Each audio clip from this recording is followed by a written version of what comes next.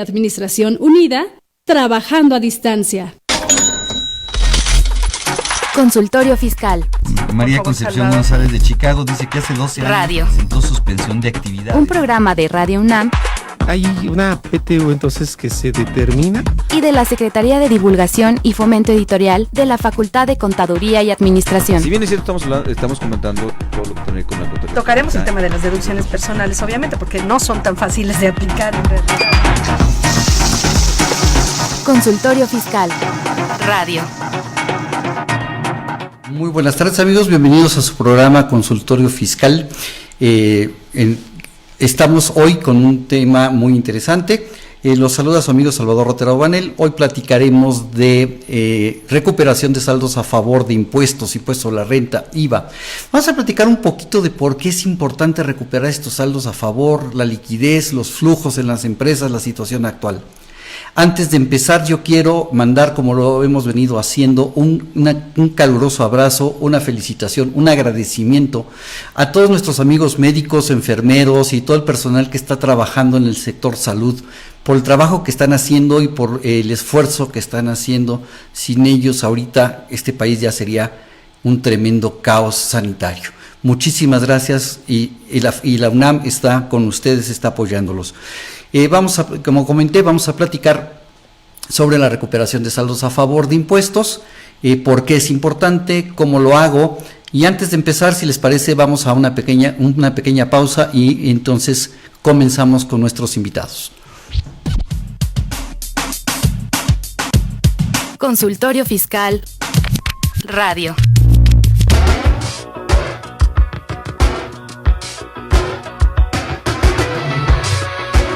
Info Fiscal.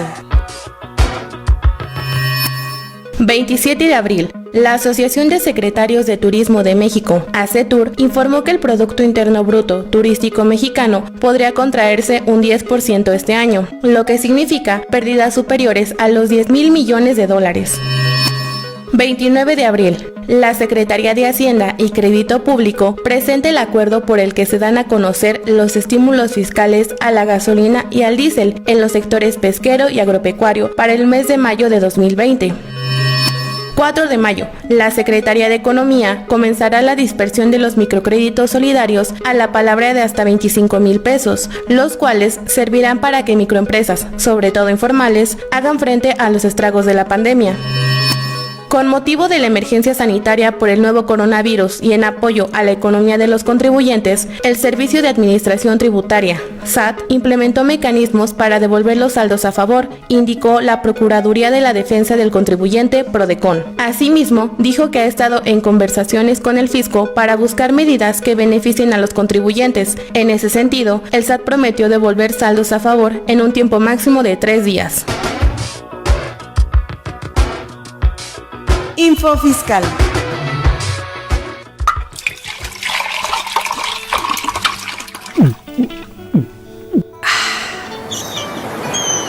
Refresca tus ideas. Consultorio Fiscal 100% UNAM.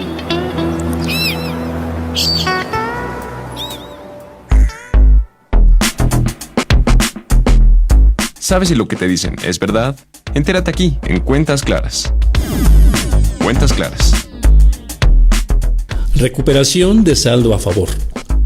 Las autoridades fiscales deben hacer devoluciones a los contribuyentes en estos dos casos: cuando hayan hecho pagos indebidos, es decir, cuando por error se pagan más impuestos de los que se deberían de pagar, y cuando haya acreditación de impuestos conforme a las leyes fiscales. En cualquier caso, el fisco puede verificar si proceden las devoluciones. Código Fiscal de la Federación, artículo 22, párrafo 9. Para que una devolución proceda, la autoridad no solo debe constatar que se cumpla documentalmente con la operación, sino que también debe reflejarse económicamente en la persona moral o física que la reclama. Eso significa que las operaciones que generen los saldos a favor deben tener sustancia económica, o sea, que se encuentren debidamente registradas en la contabilidad y que estén delimitadas en torno a la esencia del negocio. Cuentas Claras. Acompáñanos a Consultorio Fiscal Radio por las redes oficiales de la Facultad de Contaduría y Administración. Facebook, FCA UNAM Oficial y Twitter, @ConsuFiscal. Bien, vamos a empezar a desarrollar este tema y para ello tengo dos grandes especialistas. Quiero presentarles primero a alguien que ya es muy conocido por todos ustedes. Nos acompaña el maestro Raúl Ramírez. Raúl, gracias por estar con nosotros. Él es maestro de la Facultad de Contaduría y Administración y ya trae un currículum impresionante y una carrera muy larga. Gracias, Raúl, por acompañarnos el día de hoy. Salvador, muchas gracias por la invitación y me siento un tanto extraño aquí haciéndolo de esta manera, ya que otras veces hemos estado allí directamente en la cabina y hoy me siento aquí como extraño, donde nos podemos ver pero no podemos interactuar de la misma forma que lo hacemos allá en la cabina. Muchas gracias por la invitación y un gusto saludar a nuestro público allá donde se encuentre en nuestro país o más allá de nuestras fronteras. Así es. Y también nos acompaña el contador público Jorge Fernández. Él también es especialista fiscal, también ya con alguna trayectoria y es miembro de la Comisión de Investigación Fiscal del Colegio de Contadores Públicos en sede Bosques. Jorge, gracias por acompañarnos el día de hoy. Muchas gracias, Salvador. Me da mucho gusto estar con ustedes y pues poder compartir nuestras ideas respecto a este tema y explicar un poco cómo está el tema de las devoluciones de IVA. Pues estamos en una situación complicada y creo que las empresas necesitan flujo y creo que es una parte importante de conseguirlo. Muchas gracias. Yo empezaría por hacerles la pregunta a cualquiera de los dos que me quisiera hacer contestar, es ¿qué opciones tengo o qué tengo que ver, qué tengo que preparar? Estoy en una situación de baja liquidez, problemas de ventas, ¿cómo puedo recuperar ese saldo a favor o cómo me puede afectar el pago de los impuestos en esta situación? Raúl. Bueno, pues creo que estoy adelante, gracias. Creo que ante una situación como esta, donde pues habrá que reconocer lo que pues, realmente no tenemos apoyo de nuestro gobierno federal, o más reciente que pues llegamos a tener es la prórroga que nunca salió oficialmente en el diario oficial, la prórroga para presentar la declaración de las personas físicas 2 meses después, pero en el mundo de las morales, aquellas empresas que pues empezaron a vivir todos los problemas en el mes de marzo cuando lo de la pandemia, pues esperábamos que de alguna manera se tuviera algún tipo de ayuda, por lo menos para prorrogar el pago de las contribuciones o el impuesto de la renta que tenía que hacerse en ese mes de marzo, y bueno, no lo tuvimos. Y ante esto, pues obviamente las empresas han tenido que buscar formas de cómo poder solventar sus situaciones, ¿no? Hay patrones que dicen, bueno, ¿qué hago, no, ante esta situación? No vendo, mis clientes están cerrados, no me pagan, simplemente no estoy vendiendo, y entonces, ¿qué hago? Yo tengo 2 alternativas: o pago la nómina, porque esa es otra bronca, ¿no? Te obligan a que la gente no trabaje, que tengas que mandarlos a su casa, pero tienes que seguir cubriendo la nómina. Y entonces, o cubres la nómina o cubres las contribuciones. Y creo que ante esta situación, pues las empresas, los en general, los contribuyentes en general, creo que lo hemos sufrido de una o de otra manera. Y ante esto, pues creo que hay que echar mano de las posibilidades que tengamos ahí. Hoy día sabemos que el tema de las devoluciones en materia de contribuciones federales, pues están, pues de alguna manera, bueno, siempre han estado limitadas, pero fue peor a partir de cuando nos quitaron aquella famosa compensación universal hace un par de años, que yo creo que en este momento ayudaría a muchas empresas a que tienen saldos a favor de alguna contribución, como es concretamente el tema del IVA, ¿no? Muchas empresas tienen saldos a favor porque sus actos están grabados a tasa del 0%, porque apenas están en periodos preparativos, no sé, por diversas razones, y entonces creo que es un buen momento en que podrían echar mano, el gobierno podría, yo creo que pues darnos ahorita o darle la facilidad a los contribuyentes de que teniendo esos saldos a favor en alguna contribución, pues con eso podrían cubrir, en este caso, otra contribución, porque pues sabemos que con la reforma que ya hicieron al Código Fiscal de la Federación, pues ya ahora sí establecieron de manera directa pues que los saldos a favor pues solamente se pueden aplicar directamente contra la misma contribución, pero creo que es un buen momento en que el gobierno podría apoyar a los contribuyentes con algo como esto. Claro. No, lo que Raúl, Salvador, digo, dentro de las mañaneras del presidente, lo que hemos visto, o bueno, lo que vimos en alguna de ellas, posterior a la solicitud de la iniciativa privada para poder tener algún tipo de ayuda desde el punto de vista fiscal, lo que comentó en una de ellas fue que iban a acelerar las devoluciones en IVA. Un poco nuestra experiencia en el despacho, lo que hemos visto es que sí efectivamente hemos logrado la devolución de impuestos, particularmente de IVA, de una manera un poco más acelerada. Sin embargo, hay un proceso que ya traíamos nosotros de empresas que ya la autoridad conocía, que ya venía devolviendo, en particular empresas del ramo de alimentos altamente exportadoras e incluso farmacéuticas.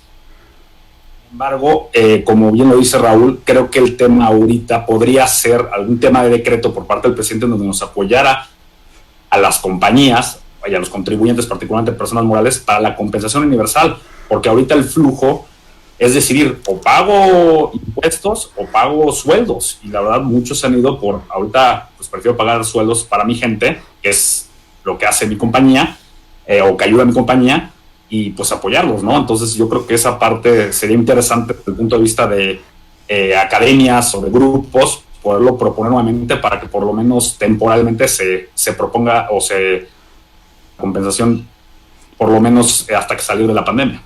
Claro, esto sería algo importante o algo que vale la pena que la autoridad escuche y que nos haga caso, o que el Instituto Mexicano de Contadores Públicos o la UNAM, diferentes organismos, pudiéramos solicitar a las autoridades esto, porque por ahí se conjuga otro problema de lo que ustedes me están diciendo. Ambos coinciden en que los contribuyentes tienen que ven en la disyuntiva, o pago nómina o pago impuestos, y entonces toman la posición de decir, pues pago nómina y no voy a pagar impuestos. Pero si los contribuyentes dejan de pagar 2 declaraciones de impuestos, entonces, ¿qué podría suceder con la reforma del año 2020? Sí, pues, adelante, Raúl. Bueno, hay que recordar que el tema que tenemos ahí es que la autoridad fiscal pues puede llevar a cabo la cancelación de los sellos digitales, y entonces, ¿qué es lo que va a ocasionar esto? Pues va a empeorar todavía la cosa, porque si de por sí quizá lo poco que puedas vender, y ahora porque no tienes para cubrir el impuesto en estas declaraciones, y encima de todo ahora te cierran la posibilidad de poder facturar, pues creo que la cosa todavía puede ir peor. Si no mal recuerdo, y esto no es por recordarle a la autoridad pues la facultad que tiene, sino más bien para poner en alerta a nuestros amigos los contribuyentes, de que inclusive el hecho de no haber presentado la declaración anual en el mes de marzo para las personas morales, todavía digamos que con la reforma nos dan como prórroga el mes de abril para poderlo hacer, y en el mes de mayo pues ya la autoridad podría en un momento dado llevar a cabo la cancelación de los sellos para poder facturar, y esto creo que agravaría la situación de los contribuyentes. Me parece que es una medida pues muy agresiva. Si la autoridad la llega a poner en práctica, creo que de por sí estamos ahogados, y creo que seguiría aumentando el número de contribuyentes con mayores problemas. Así es, Jorge. Yo creo que por ahí el SAT publicó hace unos días unas disposiciones para dar facultades a algunos administradores, a algunos funcionarios. Correcto, sí. Esto fue la semana pasada en donde el SAT, mediante el diario oficial, publicó facultades para diferentes tipos de administradores, de tanto locales como de grandes contribuyentes, para efectos de ver si hay algún tema de omisión de impuestos o de emisión de presentación de declaraciones, puedan hacer la cancelación de sellos, digamos, sin más ni menos que observando una omisión consecutiva de 2 declaraciones, poder dar de baja el sello digital y evitar no dejar a los contribuyentes que puedan facturar sus operaciones. Así es, pero también si me cancelan el sello digital, también además de no poder facturar y entonces no poder vender y entonces no poder cobrar, tampoco podría yo timbrar mi nómina, ¿no, Raúl?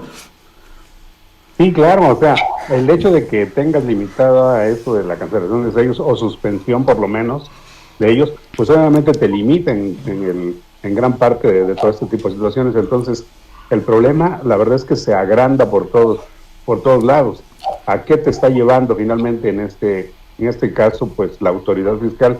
pues finalmente te está llevando a que estés buscando otras formas, otros medios, pero además en este momento, si quisiéramos buscar financiamiento otra vez, tal vez a través del sistema financiero, pues también sería un poco complicado que alguien pueda estarte prestando en este momento. Así que, por lo menos yo creo que las personas físicas, pues a lo mejor vamos a tener que estar haciendo uso de las tarjetas de crédito o algo por el estilo, porque algo tenemos que hacer, ya que por parte del gobierno, pues definitivamente no, por lo menos el gobierno federal, porque sabemos que los estatales pues sí han tomado algunas medidas, pero el gobierno federal pues como que no pretende ayudarnos en este caso. No pretende ayudarnos. Y lo más grave, Salvador, perdón, ahí es que además, si ya una vez que te suspenden o te cancelan los sellos, el proceso para reactivarlos es muy largo. Generalmente la autoridad dice que te responden entre 1 y 2 semanas, pero nos ha tocado ver los ejemplos que hasta un mes te puedes llegar a tardar en que te los reactiven, aún haciendo el cumplimiento de la omisión de la declaración que se haya presentado o el impuesto que se haya dejado de pagar. Además, o sea, se van a tardar 1 o 2 meses en poderte reactivar esos sellos, y para entonces pues, la empresa, si estaba en agonía, ya tiene COVID la persona moral o el contribuyente, ¿no? Ya lo estaríamos desahuciando. Está bien, pero entonces todo esto es el contexto en el que estoy, y esto me lleva a tratar de buscar liquidez y buscar recursos. Yo creo, yo he visto me ha tocado ver empresas que tienen ahí saldos a favor que han dejado en su contabilidad y en sus declaraciones y no los han vuelto a recuperar o a ver, no sé, ¿mandé? ¿Perdón? No los han vuelto a recuperar o a ver, no sé, ¿mandé? ¿Perdón? ¿Raúl? Yo no escucho, Salvador. ¿Ahí escuchas? ¿No escuchas, ya, Raúl? Perfecto. Ahí escuchan ya. No escuchábamos. Ok. Ya. ¿Raúl? Yo no escucho, Salvador. No, Salvador, creo que te sales ahí de... Ahí escuchan ya. ¿Escuchan? ¿Sí me escuchan los dos? Salvador. ¿Ahí estamos? Ya, sí. Yo ya. Ok, perdón. Ya estamos de nuevo. Entonces, comentaba, el problema sería ver si tengo empresas y he visto casos en los que las empresas tienen saldos a favor que han dejado en su contabilidad. A lo mejor valdría la pena en este momento pues tratar de rescatar esos saldos a favor, ¿no? Para utilizarlos para pagar impuestos vía devolución o vía compensación. Ustedes comentaron algo de la compensación que me gustaría entrar un poquito a detalle para nuestros amigos que nos están siguiendo en las redes. ¿Qué es eso de la modificación que se hizo de la compensación universal, Jorge? Mira, previamente a 2018 se permitía que diferentes contribuciones federales se pudieran compensar entre ellas. Vamos a dar un ejemplo. Yo tenía un saldo a favor de IVA y tenía un saldo a cargo de IVA de 100 pesos y tenía un saldo a cargo de renta de 150. Entonces yo tenía la facultad de poder hacer la compensación de IVA con renta y entonces nos daba un neteo de 50 pesos, ¿no? A pagar por renta. Sin embargo, ahora, por el motivo de la prohibición o de la modificación a la ley donde ya no se puede compensar, entonces lo que tendríamos que hacer es pagar los 150 pesos de renta y eventualmente solicitar bien la recuperación del IVA vía devolución o bien acreditarlo con otro IVA a cargo en algún periodo posterior. Pero existe la problemática en algunos tipos de compañías en donde jamás generan saldos a cargo de IVA por las actividades que platicábamos Raúl y yo en el tema de que estén tasados a tasa cero, como las medicinas y los alimentos, o las compañías que exporten, que igualmente tienen tasa cero, y entonces esas compañías se verían la necesidad exclusivamente de ir a la devolución de esos saldos. Y como ya conocemos, el trámite de devolución es un poco engorroso y tardado. Sin embargo, en favor de la autoridad, una vez que logras hacer unas primeras devoluciones de manera favorable y proporcionas todo el mundo de información que te piden, puedes empezar a recuperarlo. Sin embargo, la primera parte del proceso es un poco tortuoso por la alta cantidad de información que solicita. Raúl, en el caso de lo que está comentando Jorge, él comenta que una vez que ya haya logrado una devolución, entonces la primera devolución sí se vuelve problemática, y también lo que comenta Jorge es la aclaración de la desaparición de la compensación universal. ¿Esa compensación la compensación desaparece en su totalidad o queda nada más para, o cómo funciona ahora la compensación? Bueno, lo que Jorge decía, y muy acertadamente, es que antes tú podías combinar, ¿no? Si tenías un saldo a cargo de una contribución federal y tenías un saldo a favor de una contribución distinta, en el ejemplo que él ponía, podías tener un saldo a favor de IVA y un saldo a cargo en el impuesto a la renta, pues aplicabas el saldo a favor de IVA contra el impuesto sobre la renta, y pudiera ser que o pagaras menos o simplemente pues no pagaras porque estabas aplicando ese saldo a favor. El problema fue que hace un par de años nos cambiaron esta figura que nosotros conocimos como compensación universal, y nos dijeron que ahora la compensación solo puede hacerse pero contra la misma contribución. Esto es, tienes un saldo a favor de IVA, pues aplícalo cuando tengas un saldo a cargo de IVA. Tienes un saldo a favor de impuestos sobre la renta, aplícalo cuando tengas un saldo a cargo de impuestos sobre la renta. Pero ya no se pueden combinar, y eso creo que es un problema, y es de lo que yo hablaba en un principio, que me parece que en este momento, a través de la misma autoridad fiscal, a través de una regla de resolución miscelánea, podría darnos esta facilidad de que todos esos contribuyentes que tengan estos saldos a favor los pudieran aplicar contra los saldos a cargo. Realmente no estaríamos afectando al fisco. Finalmente es una cantidad que cuando tú la tienes a tu favor, pues es algo que el fisco te debe. Entonces, ¿por qué le tienes que seguir pagando otras contribuciones cuando él tiene una cantidad a tu favor? Y si no te la devuelve, pues por lo menos que te la aplique contra otras cantidades que tú debas, aun cuando se trate de una contribución distinta. Me parece que con esto la autoridad fiscal ayudaría mucho a los contribuyentes que se encuentran en este caso. Claro. Pedir la devolución, como aferradamente lo dice Jorge, pedir una devolución, claro que tenemos el derecho. El problema es en cuánto tiempo te van a hacer la famosa devolución. En materia de IVA, efectivamente, así que la primera ocasión es muy complicada por toda la información que te piden. Ahora sí que es como cuando vamos al médico la primera vez, mientras te abren tu expediente y te hacen todos los estudios respectivos, bueno, eso tarda un poco más, pero una vez que ya te ha abierto tu expediente, pues a la segunda, tercera consulta, pues el médico ya nada más abre la computadora, sabe qué es lo que tienes y ya te diagnostica, te receta. Lo mismo pasa con el fisco. El problema es la primera vez, y en esa primera vez es donde muchos contribuyentes, la verdad es que se llegan a desesperar y votan todo, y aparece lo que tú decías hace un momento, Salvador. Has visto las contabilidades y ves que ya hay saldos a favor y que el contribuyente pues ya ni caso les hace. ¿Por qué? Porque quizá ha intentado pedir la devolución, pero ante tanta negativa, pues prefiere dejarla ahí. Ok, pero creo que es el momento de retomarlo. Yo creo que tengo algunas preguntas para ustedes, pero si les parece vamos a una pausa y continuamos. Claro. Consultorio Fiscal Radio.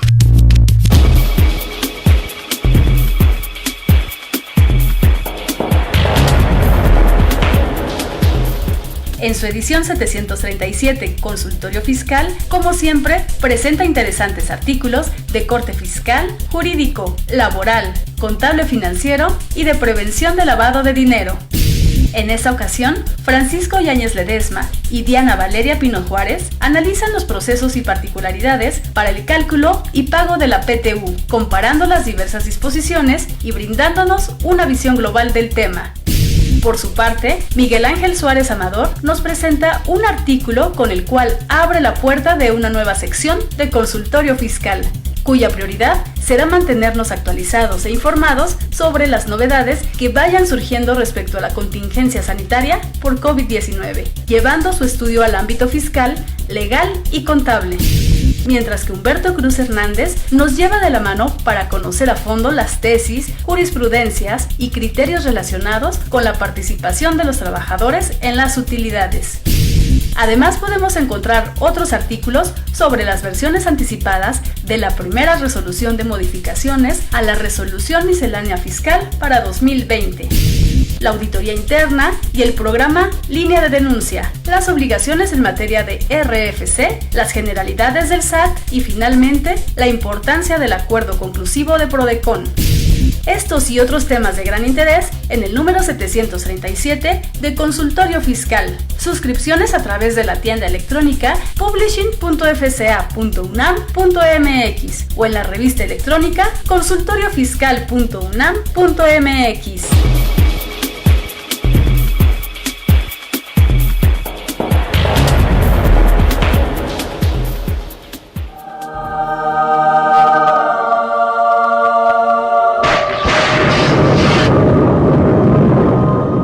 Nada queda oculto, dijo el Señor. Y por eso creó al SAT.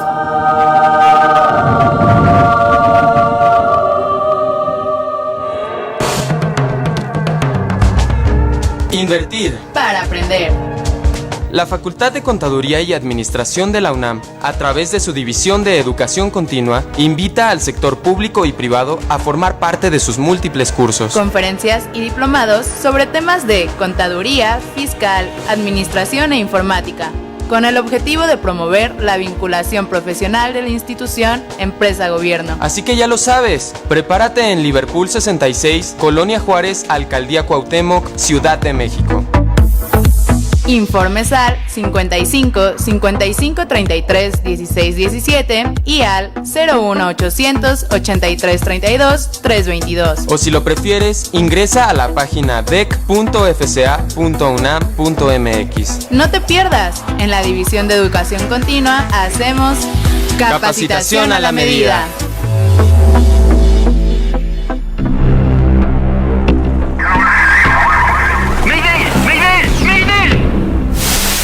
Ayuda contable. El SAT viene detrás de nosotros.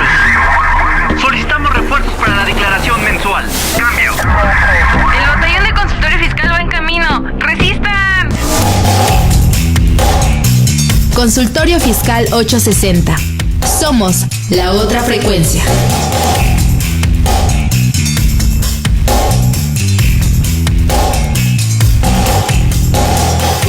Ve y escúchanos por Twitter, @consufiscal.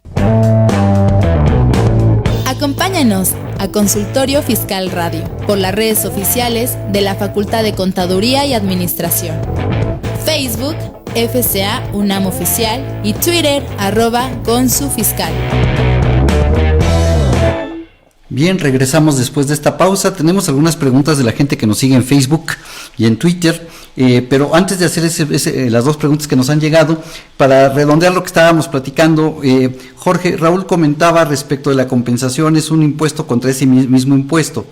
Y también comentaba yo que me he encontrado empresas que tienen muchos saldos a favor. A lo mejor tienen saldos a favor de impuestos a la renta de sus ejercicios anteriores, del impuesto a cargo, pero hoy no están vendiendo, por lo tanto su pago provisional probablemente de abril salga con ingresos cero, no importa por el coeficiente de utilidad que lo multipliques con los pagos provisionales anteriores, voy a salir en ceros. Pero tengo retenciones de ISR por salarios, porque sí tuve que pagar la nómina. Entonces mi pregunta sería, ¿ese saldo a favor de ISR de declaraciones anuales de personas morales, podría yo compensarlo contra el ISR retenido por salarios a los trabajadores? Digo, tengo que buscar alternativas para tener un poquito de liquidez en mi empresa. Sí, sí está permitido. Sin embargo, ahora el tema de la compensación a veces se complica.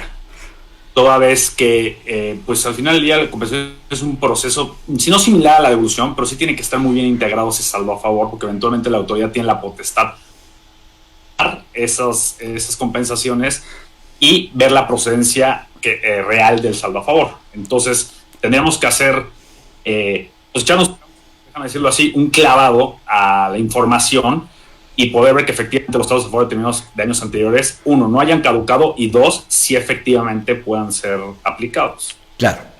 Bien, y nos pregunta José Ramón Hernández, una duda, no tiene que ver con el tema, pero estamos contestando las preguntas de la gente que nos sigue.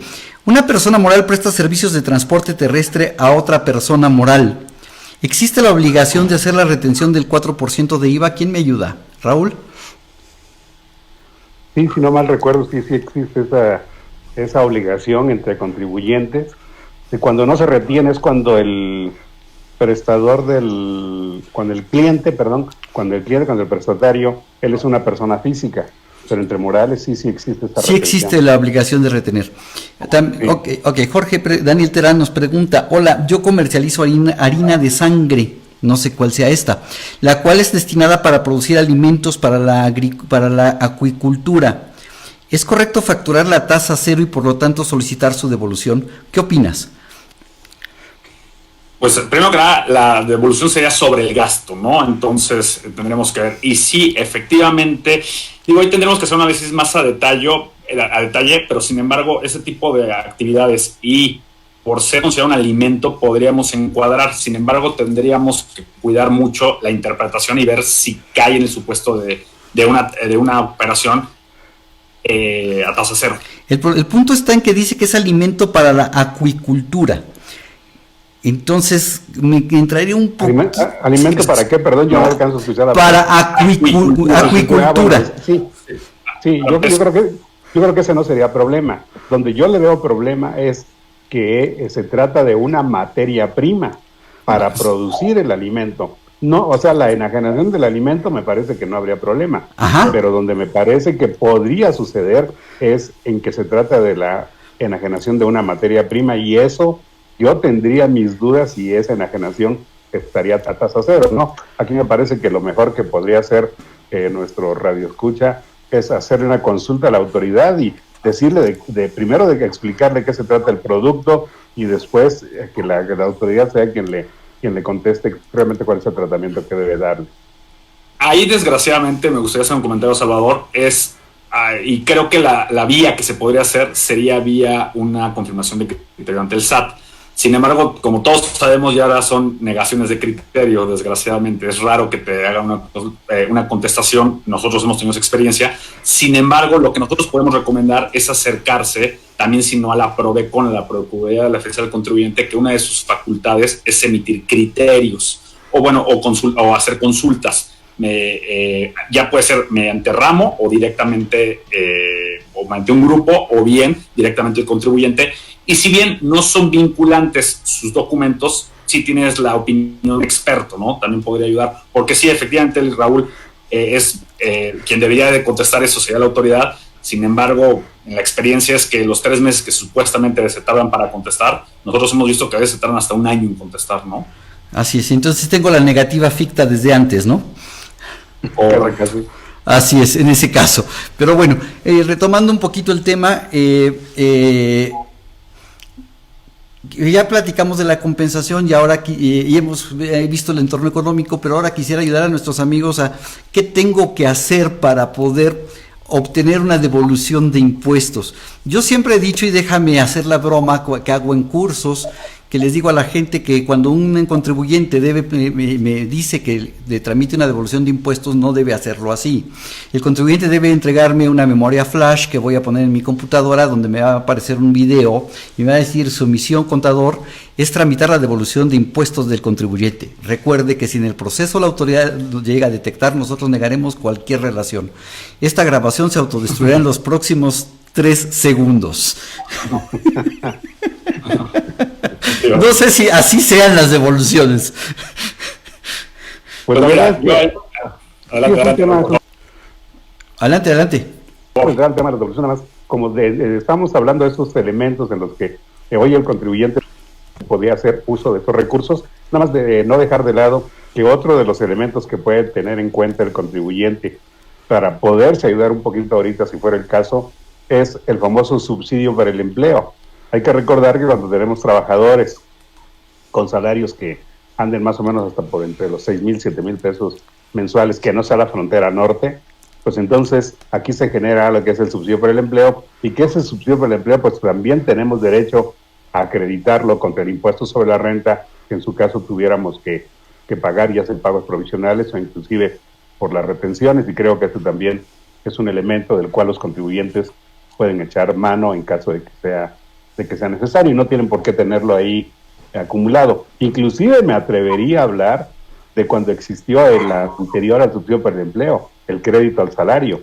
Ese crédito al salario también, que recuerde, no sé, ustedes me corregirán, realmente dejaron una disposición transitoria que tuvieron Perdón, Raúl, se está digitalizando tu micrófono.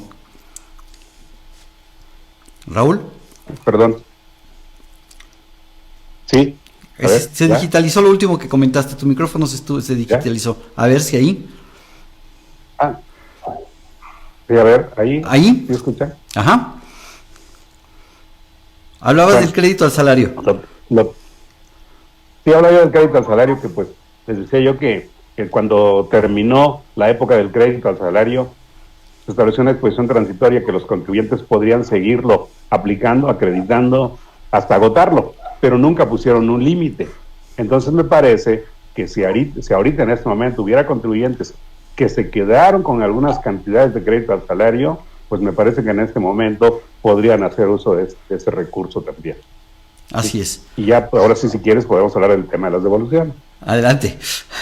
Y efectivamente, Salvador, de lo que tu análisis o tu analogía de que del flashback que se autodestruía sin caso de una relación con el contribuyente, pues sí, efectivamente, muchos contribuyentes tienen el miedo de ir a solicitar devoluciones de algún tipo de contribución por miedo a una revisión. Acordémonos que el artículo 29 del código las autoridades tienen la facultad para abrir una auditoría para revisar el saldo a favor, y en estos casos generalmente es a criterio de la autoridad, ¿no? De que vea que es mucha información o de difícil revisión, pero generalmente encuentran la forma para entrar a ese tipo de auditorías, ¿no? Entonces, ahí muchos contribuyentes dicen, oye, es que si solicito, he tenido la experiencia en donde posteriormente me cae una auditoría para revisar algún ejercicio previo o el mismo ejercicio que inclusive estoy solicitando en devolución. Entonces, sí, efectivamente, la solicitud de devolución conlleva un riesgo de que eventualmente la autoridad vea algo en esa revisión. Aparte de que no te devuelvo, te abro auditoría, y te lo digo con un caso que tenemos ahorita en el despacho, donde estamos viviendo eso. Fueron por una devolución de ICR, que como todos sabemos, y creo que vamos a entrar también eso a detalle, pero las devoluciones de ICR son mucho más complicadas que una de IVA porque abarcan 12 meses, el ejercicio completo, y te piden toda la información a detalle, cruzada, bancos, etcétera, aun y cuando no es IVA, porque te piden todos los cruces de toda la información, y entonces ahí la autoridad tiene toda la información a su disposición y puede encontrar algún tipo de detalles que pueda eventualmente fiscalizar y fincar un crédito eventualmente, ¿no?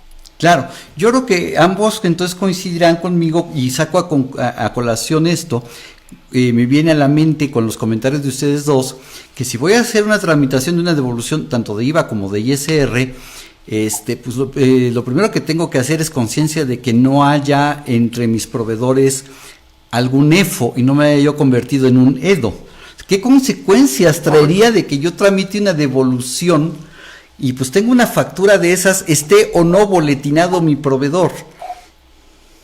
Raúl. Sí, bueno, sí, el problema que tienes, sabemos que cuando tú tienes operaciones que has celebrado con un proveedor tuyo, ¿no? Tú le compraste, le pagaste, y resulta que este proveedor, lo más absurdo es, vamos a pensar que esta operación tú la realizaste hace 3 años, no ahorita, no el año pasado, hace 3 años, ¿no? Ayer en el año 2017 tú hiciste una compra a un proveedor, y en ese momento tu proveedor era totalmente transparente, no tenía ningún problema, todo estaba bien.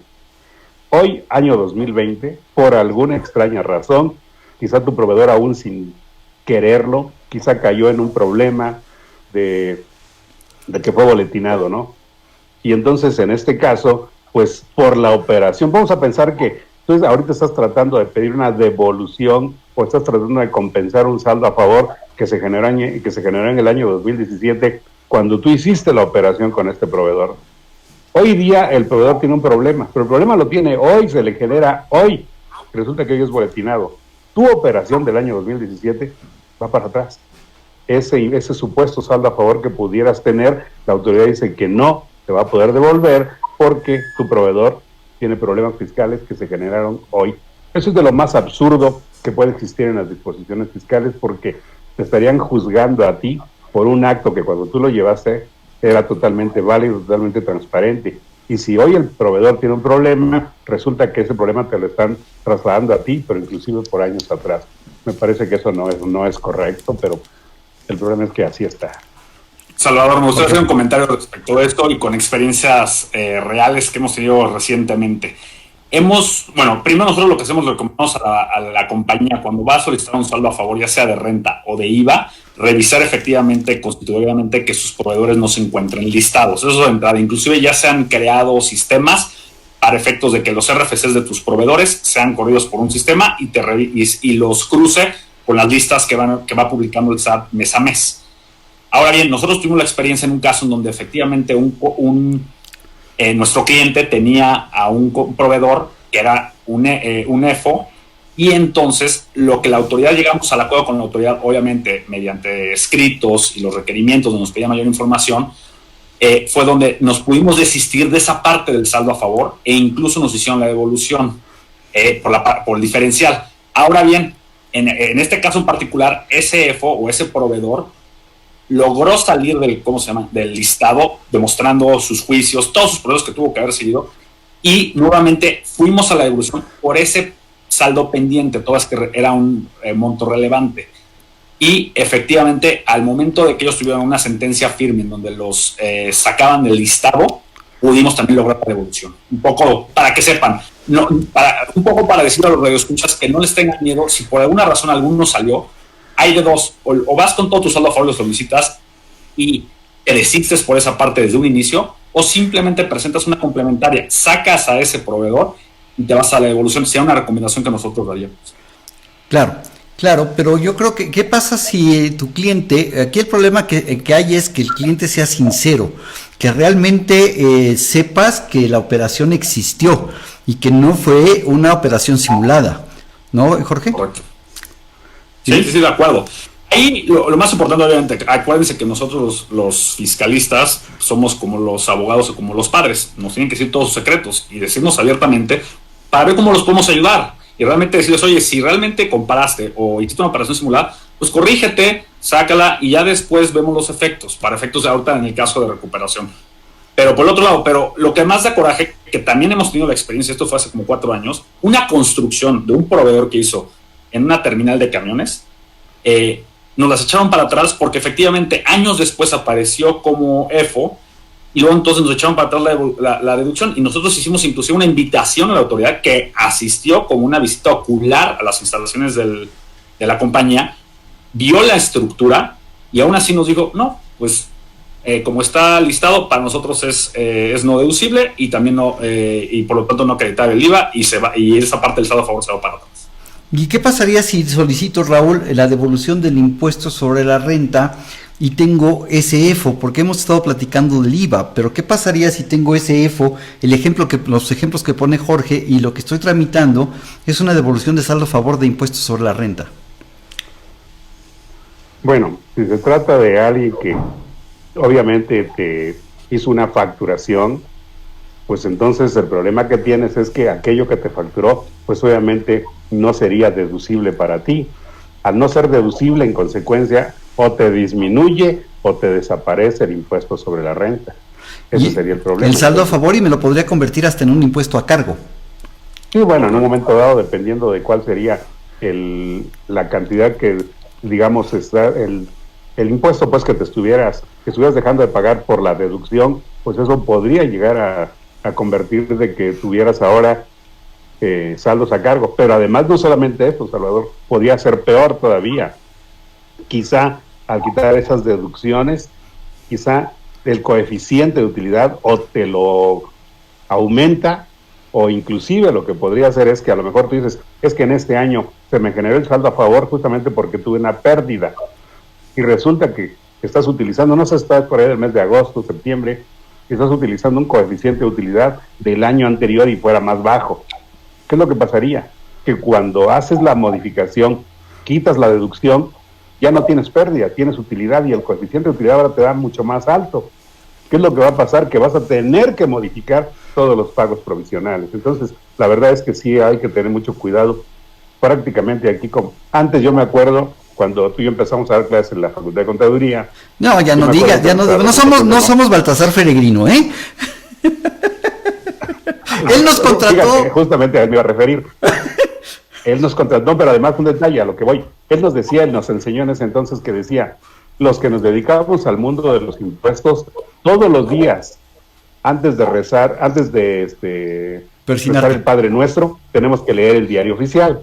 Hoy eso ha cambiado. Hoy no tienes que ver el diario oficial, hoy tienes que ver la bendita página del SAT y ver la publicación del 69B, a ver si no están ahí tus proveedores, justamente para evitar estos problemas. Sí, claro. Antes de empezar a rezar o persinarte o dar gracias, no, lo primero que tienes que hacer es tener tu laptop, conectarte al SAT, ver el SAT, qué publicó el SAT, si salió una lista, ves el diario oficial. Y yo les digo a mis alumnos, hay dos cosas. Puede pasar que el SAT no publicó ninguna modificación y entonces le das gracias a Dios porque no tienes que estudiar ese día. Y si salió alguna modificación o un nuevo listado, le das gracias a Dios porque tienes más chamba. De todas maneras vas a dar gracias, haya publicado el SAT lo que haya publicado, y de todas maneras te vas a persignar, pero hay que empezar por ahí, como contadores, como fiscalistas. Y sí, efectivamente, este es un punto. Problemas con el micrófono. ¿Tienes problemas con el micrófono? Ahí se te escucha, a ver. ¿Raúl? No, adelante, no, el tuyo. Ah, el mío, tienes problemas con el micrófono, ok. El tuyo, Salvador. Ah, ok, perfecto. Jorge, yo quisiera entrar ya un poquito al detalle de ¿qué pasos debo seguir para hacer el trámite? Quiero suponer que ya tengo todo revisado en mi contabilidad. ¿Qué tengo que hacer? Pues primero que nada, como comentamos, primero ver que la información soporte del saldo a favor, ya sea renta o IVA, es independiente. Ver que efectivamente tengamos toda la información, porque vamos a esperar por parte de la autoridad un requerimiento muy amplio de información. Entonces, lo que tendríamos que hacer es primero, y más, muchas veces acercarse a un asesor fiscal, y no por ofrecernos chamba a nosotros, pero ya con la experiencia que se tiene de las devoluciones, conocemos qué es lo que quiere la autoridad, cómo lo quiere ver, qué tipos de papeles de trabajo, qué información. A ver, vamos a acordarnos que hace unos años antes nos pedían el 80% de integración del IVA. Hoy nos piden el 100% de integración, tanto de tu IVA acreditable como tu IVA trasladado, y además ejemplos particulares de muchos de los principales proveedores y clientes que tengamos, con sus cruces contra estados de cuenta, contratos. Es un mundo de información, inclusive hay mucha información que para un saldo a favor, ya sea de renta o de IVA, no tiene ninguna lógica, como por ejemplo, las entradas del personal, las tarjetas de entrada del personal a la fábrica. ¿Qué?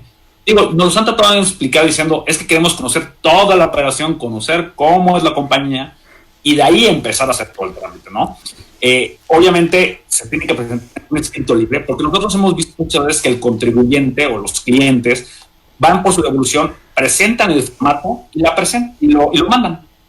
Y luego les llega requerimientos de más de 40 hojas con más de 50 puntos de información, donde les piden demasiada información que por los 20 días que te dan a veces no son suficientes para integrarla. Entonces la recomendación es primero acercarte a alguien que sepa, ver qué información es la que generalmente piden, tratarla de aportar desde un inicio con una explicación mediante un escrito de por qué es el saldo, de dónde salió, cómo conseguiste el financiamiento o los recursos para poder hacer esos gastos, y luego aportar toda esa información y ahora sí, esperar si acaso un requerimiento mucho más reducido y mucho más conciso, y siempre tener constante contacto con la persona en el SAT que lo lleve. ¿Y eso cómo se lleva? Pues con el tiempo haciendo relaciones y tratando de marcar por teléfono quién trae esta devolución, es esto, inclusive acercamientos cuando todavía se podía personales.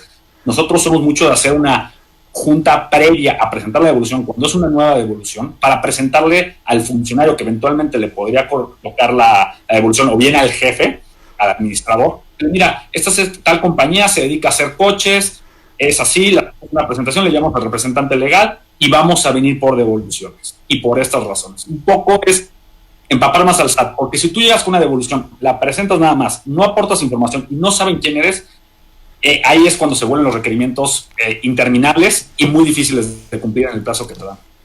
Es un buen tip, es un muy buen tip ese que nos das, Jorge. Luis, Raúl, perdona, ¿algún comentario adicional para seguir diciéndoles a nuestros amigos cómo debo ir haciendo esta devolución? Bueno, es que también tenemos que ver de qué tipo de devoluciones estamos hablando, porque recordemos que, por ejemplo, ahorita que en el mundo de las personas físicas, bueno, pues generamos saldos a favor de impuestos sobre la renta.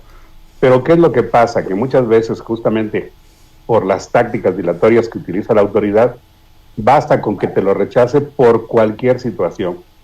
Porque a lo mejor estás incluyendo una deducción personal y la autoridad no la tiene reconocida, O muchas veces, bueno, yo tuve un caso personal hace tiempo, tú lo sabes, Salvador, cuando estuve yo internado allá en Metepec. Ajá, allá por mi tierra. Estabas en la Ciudad de México. Ajá, yo estaba internado tú vives en la Ciudad de México y estabas internado en Metepec, yo vivo en Metepec. Correcto. Y estaba internado al mismo tiempo en la Ciudad de México. Correcto. Bueno, te recordarás, bueno, pues digo, vivimos ese caso, sabemos que es real, y bueno, cuando yo presenté mi declaración anual de impuestos sobre la renta, se me generó un saldo a favor, pues obviamente por todos los gastos médicos que incurrimos, y resultó que la autoridad me negó. En un principio me negó la devolución del saldo a favor. ¿Y cuál creen que fue el argumento? Tus deducciones personales están en exceso. Pero a ver, exceso dentro de lo que marca la ley, sí, pero es que están muy altas, ¿no? A pesar de que estás dentro de los rangos que la ley te permite, te dicen que fueron en exceso. Y ahí están todos los comprobantes, y ahí están los reportes médicos, y está todo. Y por un detalle como eso, la autoridad lo devolvió. Hoy día la autoridad tiene eso y algunos otros medios. Hoy día, ¿qué es lo que pasa? Que si bien es cierto, ofrecieron devolver las cantidades inclusive en un lapso de 3 días, sí, pero no todas, sino solamente aquellas cantidades pequeñas. Entonces, hoy día, ¿qué es lo que tenemos que hacer? Pues también, hoy día que aquellos contribuyentes que estamos optando por la prórroga de presentar inclusive hasta junio nuestra declaración anual, primero verificar que realmente se cumplan todos los requerimientos de las deducciones, que todas nuestras constancias estén acordes, que todo esté bien, para efecto de que entonces podamos pedir la devolución respectiva y no que nos lo estén rechazando. El problema es cuando la autoridad simplemente te dice hay inconsistencias en el cálculo y no sabes a qué se refiere la autoridad con esa palabra de inconsistencias, en dónde estuvo, según tu autoridad, dónde estuvo el error. Muchas veces simplemente porque lo que tú estás haciendo no coincide con su aplicativo, pero muchas veces el aplicativo del SAT, lo sabemos, tiene muchos errores, y estos son de los problemas que encontramos. Ok, si les parece, vamos a una nueva pausa. Tengo varias preguntas de nuestros amigos de Facebook, de Twitter, y quisiera yo regresar para comentar plazos de procedimiento, además de las preguntas. Vamos a una pequeña pausa y continuamos. Consultorio Fiscal Radio.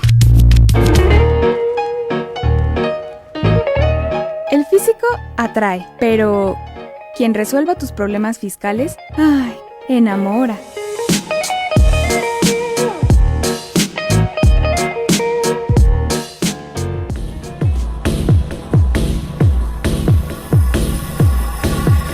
En Déficit, con José Silvestre Méndez.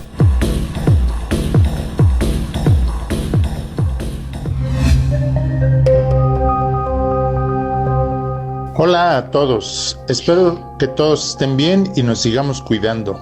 En esta sección de En Déficit, hoy quiero hablar de la pandemia y la toma de decisiones, que es un tema importante y que nos compete a todos. Como casi siempre, empezamos planteando algunas preguntas. ¿Quién debe tomar decisiones? ¿Quién se responsabiliza de las políticas públicas respecto a los temas emergentes de salud? ¿A quién corresponde qué decisiones tomar?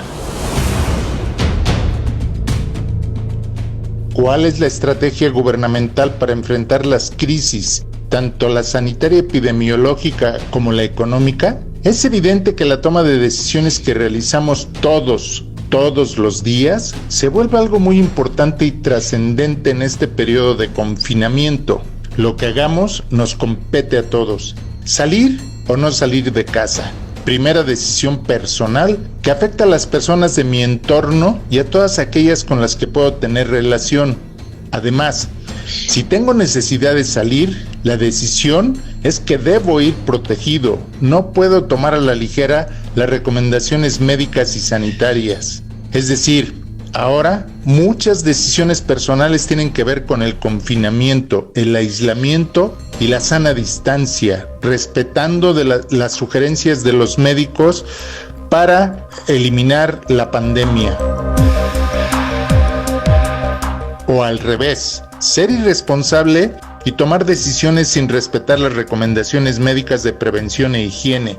Hay que medir las consecuencias de nuestras decisiones, ya sea que nos cuidemos o que no nos cuidemos, con el espíritu valemadrista de muchos mexicanos. Además, Se tienen que proponer protocolos médicos y sanitarios más rigurosos, dada la evolución de la pandemia. Protocolos basados en evidencias científicas y sobre todo aplicarlos, llevarlos a la práctica, tomar decisiones. Medidas de política pública que beneficien a la sociedad, aunque muchos no estén de acuerdo por ignorancia, por ideología, por mala fe o por el valemadrismo que padecen muchos mexicanos. Tenemos que aprender a tomar decisiones ahorita, sobre la marcha, rápidas, sostenidas, con conocimiento y convicción. Decisiones responsables, éticas, que procuren mi cuidado y el cuidado de los que me rodean. Decisiones que me protejan y protejan a mis semejantes. A su vez, las decisiones públicas deben proteger la vida. Por lo tanto, deben ser decisiones en el plano de la salud pública, pero también en el plano de la economía, que proteja el trabajo, el empleo.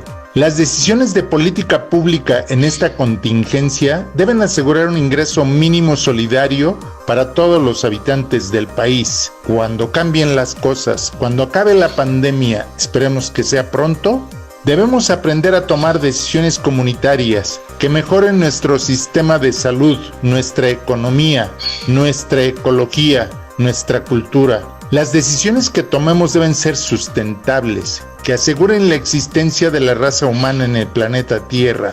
Por favor, tomen la decisión de no salir de casa y de respetar la sana distancia. Tomen la decisión de apoyar a los más necesitados, con solidaridad y empatía. Tomemos la decisión de apoyar a todo el personal médico, incluyendo enfermeras, paramédicos, camilleros y todos aquellos que nos protegen y salvan vidas.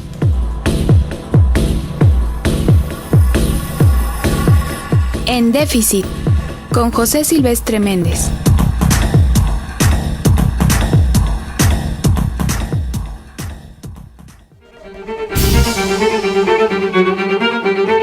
Consultorio Fiscal.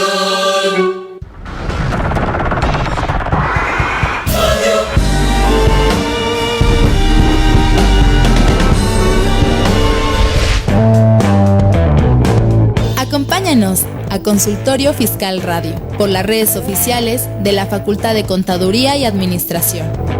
Facebook, FCA UNAM Oficial y Twitter, @ConsuFiscal. Bien, regresamos después de esta pequeña pausa de haber escuchado al maestro Silvestre Méndez. Tenemos varios comentarios, preguntas y comentarios de nuestros radioescuchas y la gente que nos sigue en Facebook y en Twitter.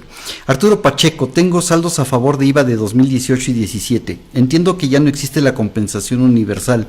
Sería bueno promoverla nuevamente ante esta crisis, pues actualmente pagamos retenciones por salarios y eso afecta a nuestro flujo de efectivo. ¿Algún comentario o alguna opinión para seguir con los comentarios de ellos? Jorge.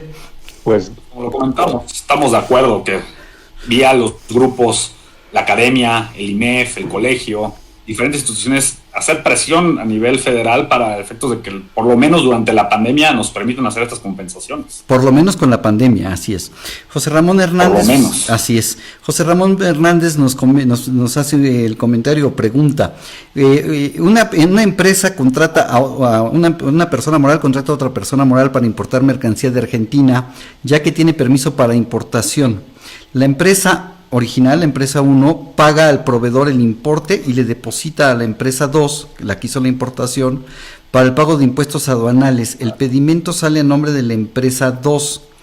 ¿Se puede solicitar factura a nombre de la empresa para el pago de los impuestos a nombre de la empresa 1? No, perdón, a nombre de la empresa 2 para que paguen los impuestos. Yo creo que aquí lo que está haciendo es ¿no? Así es, yo creo que lo que está haciendo es un préstamo de su registro de padrón de importadores. ¿Qué problemas podría caer en esto, Raúl, si una empresa presta a otra su registro de padrón de importadores? Yo quiero entender que la factura viene a nombre de la empresa original, la empresa que quiere hacer la compra, y contrata a otra que sí tiene registro y se hace la importación. ¿Esto se puede? Pues yo diría que no, porque lo que estamos haciendo es aquí, en principio, una simulación de actos. Pero el peor problema que yo le veo es que cuando se trata de la empresa que realmente está digamos que es la compradora, pues, la que es el cliente, finalmente va a tener aquí, en nuestro país, va a tener una mercancía, pero no tiene un pedimento de importación a su nombre, es lo que entiendo. Así porque es. El pedimento vendría a nombre de otra persona, entonces me parece que al tener una mercancía de procedencia extranjera sin que tengas los requerimientos legales, te pueden tipificar como un delito de contrabando. Y hay que tomar en cuenta que el delito de contrabando amerita pena de cárcel. Así es, ahí se estaría cayendo en un contrabando. Entonces la empresa 2 lo que tendría que hacerle es venderle la mercancía, pero de todas maneras estamos cayendo en una probable simulación, porque no sé si la otra empresa requiere ese producto para sus procesos, Jorge. Sí, efectivamente, lo hemos visto en otras compañías en donde efectivamente hay ciertos sectores productivos que requieren de padrones específicos. Ejemplo, el hierro, el textil, etcétera, donde por ser sectores sensibles a la economía, tienen un padrón particular. Entonces, efectivamente puede haber un problema porque justamente lo que protege el padrón es que la empresa que efectivamente requiere del producto sea la que importe. Aquí lo que podríamos estar viendo es que le están rentando el padrón y seguramente cobrando algún tipo de comisión para efectos de hacer esa operación. Y pues sí, lo que pasaría es que la empresa importadora eventualmente estaría de los bienes y tendría que vendérsela con un sobreprecio a la segunda empresa para tener algún tipo de validez. Y entonces no serían necesariamente los impuestos de importación, sino ya un impuesto generado por venta en territorio nacional. Así es. Arturo Pacheco nos dice, piden demasiada información para la devolución, siendo que ellos ya tienen la información de los FDIs.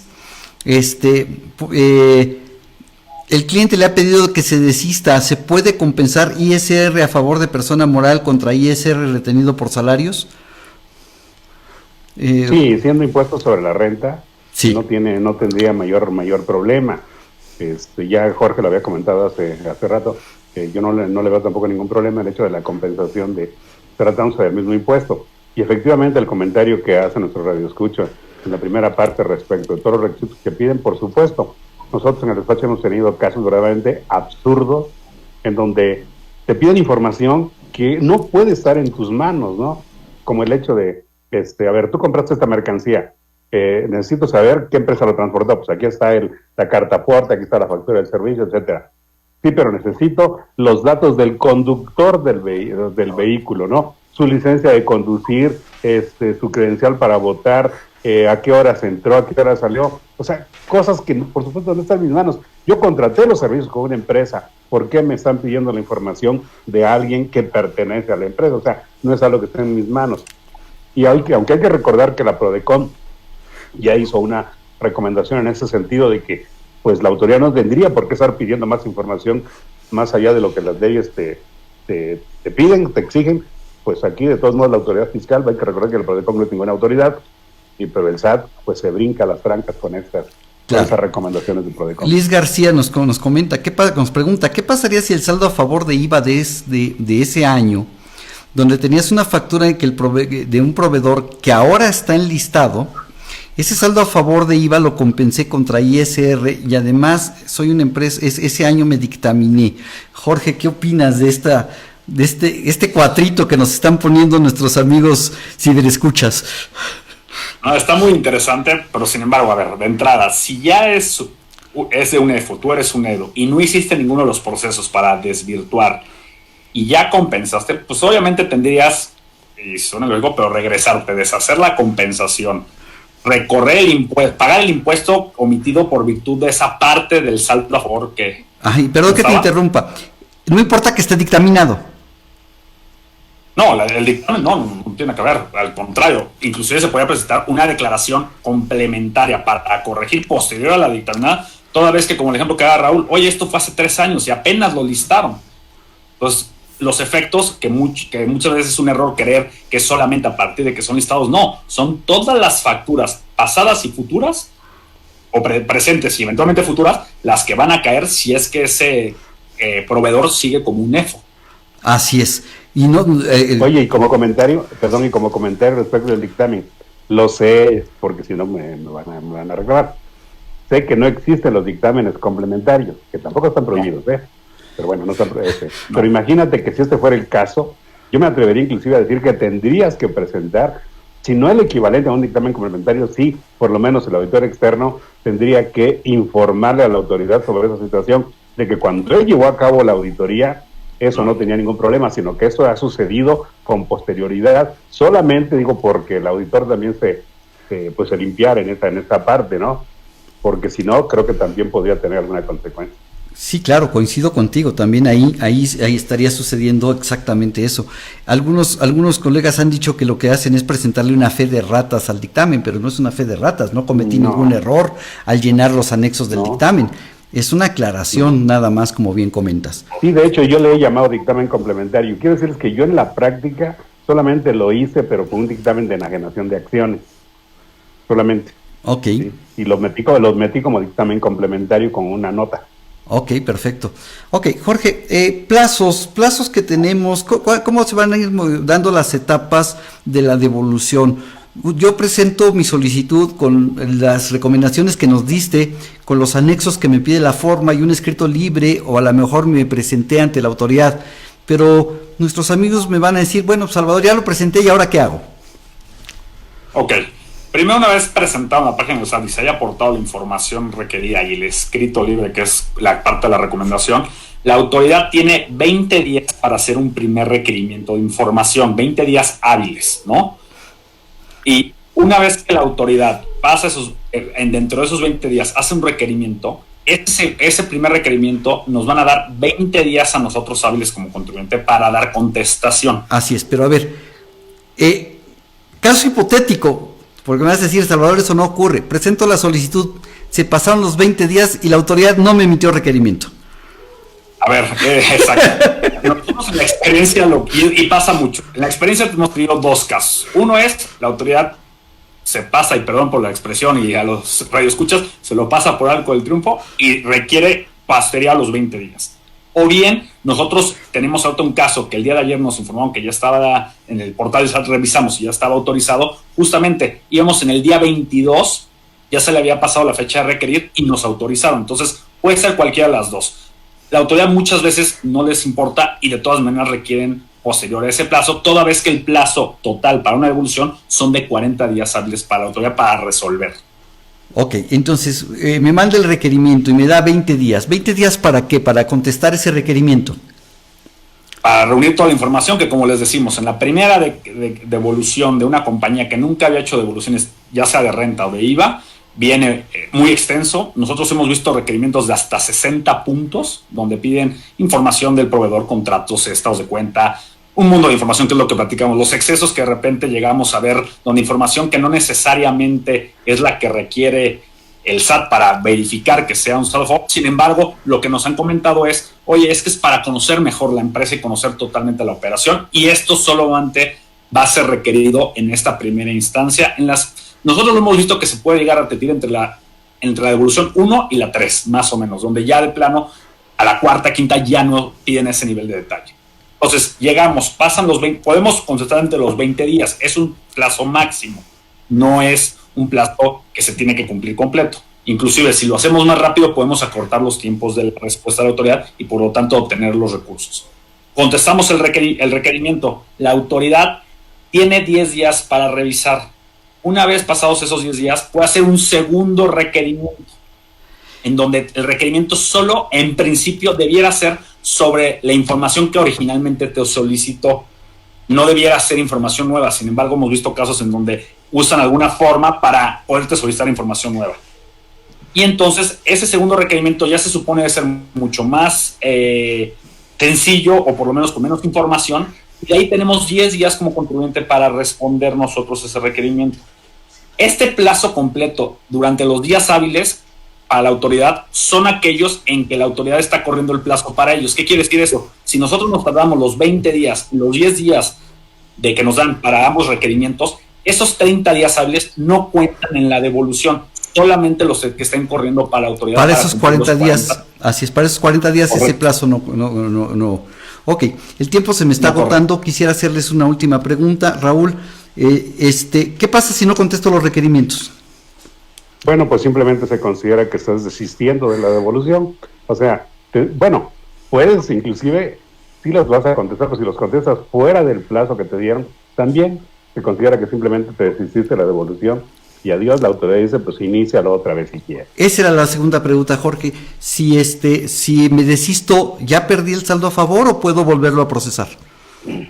Eso es muy importante, muy buena pregunta, Salvador. El desistimiento es, lo puedo volver a presentar. Acuérdense que tenemos hasta 3 oportunidades para presentarlo una vez desistido.